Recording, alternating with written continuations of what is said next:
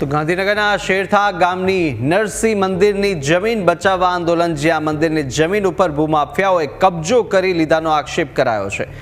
તો આ સાથે જ કબજો કરાયેલી જમીનની બજાર કિંમત 400 કરોડ આસપાસ 1,49,000 ચોરસ મીટર જમીન ઉપર કબજો કર્યાનો આક્ષેપ કર્યો છે।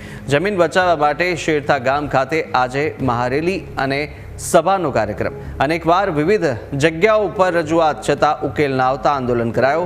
નરસિંહજી મંદિરથી નરસિંહજી મંદિરની જગ્યા સુધી જ્યાં મૌન રેલીનું આયોજન કરવામાં આવ્યું। તો સાથે અંગ્રેજોના સમયથી ગાયકવાડ સરકારે જમીન આપી હોવાનો દાવો કરાયો છે અને પૂર્વ મામલતદાર સુનિલ આર રાવલ અને 11 ભૂમાફિયા સામે નામજોગ ફરિયાદ નોંધાઈ। ભૂમાફિયાઓએ આના ઉપર કબજો કરવાનો પ્રયત્ન કર્યો છે।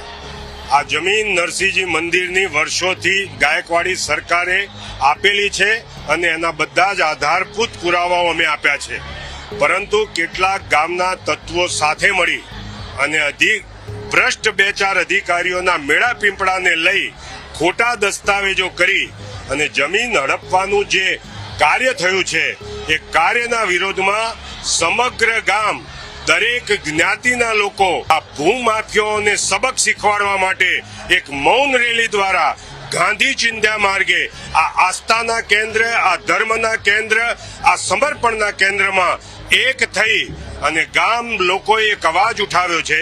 આ સંઘર્ષમાં આ ભૂમાફિયાઓને અમે ક્યારે સફળ થવા નહીં દઈએ। આ કૌભાંડ કોરોનાના સમયમાં થયું ત્યારે અમને મુશ્કેલીઓ આવી કે કોરોનામાં ઓફિસો અને સરકારી બધી કચેરીઓ બંધ હતી, એટલે અમે અમારી રીતે અહીંયા જ્યારે પણ આ કૌભાંડ અમારા ધ્યાનમાં આવ્યું તો એમાં અમે રજૂઆતો ને બધું સ્ટાર્ટ કર્યું।